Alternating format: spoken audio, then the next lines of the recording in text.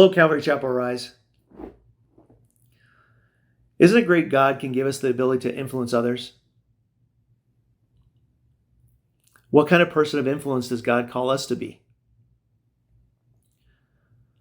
Well, to define influence, Webster's Revised Unabridged Dictionary tells us that the influence is the power or authority to change an action or situation. But influence can also be looked at as the ability to affect change in people or situations. Today in Proverbs 28, we learn the impacts that people of influence can have on those around them. For example, Proverbs 28 verse 2 says, "When a land transgresses, it has many rulers, but with a man of understanding and knowledge, its stability will long continue." Proverbs 28:16 tells us, "A ruler who lacks understanding is a cruel oppressor, but he who hates unjust gain will prolong his days." And Proverbs 28 verse 28 tells us, "When the wicked rise, people hide themselves, but when they perish, the righteous increase."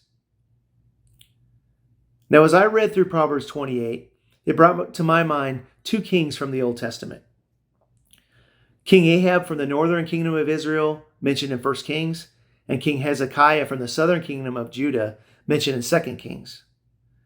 Now, these kings could not be more polar opposites. King Ahab was an evil king who did more evil in the eyes of the Lord than any of those before him. In fact, he had a wicked wife named Jezebel whom he greatly let influence him. He partnered with her to slander and murder a man who owned a vineyard so that they could possess it.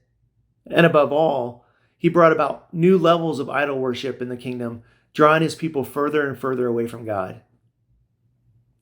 King Hezekiah, on the other hand, was more zealous for the Lord than any of his predecessors before him.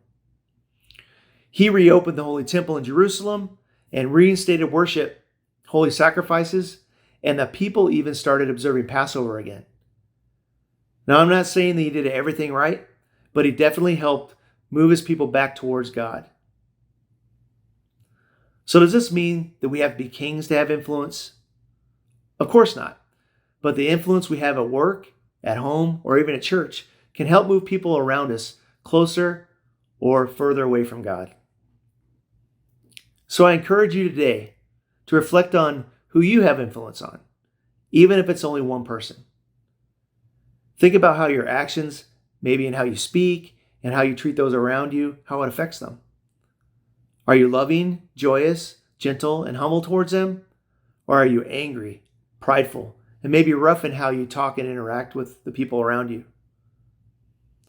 In a nutshell, can they see Christ in you? How we act towards others can have an impact on them, positive and negative. And it can help them move towards our Father's loving arms, or they can make or help them move further away from Him. As the old saying goes, sometimes the only Bible someone reads may be you.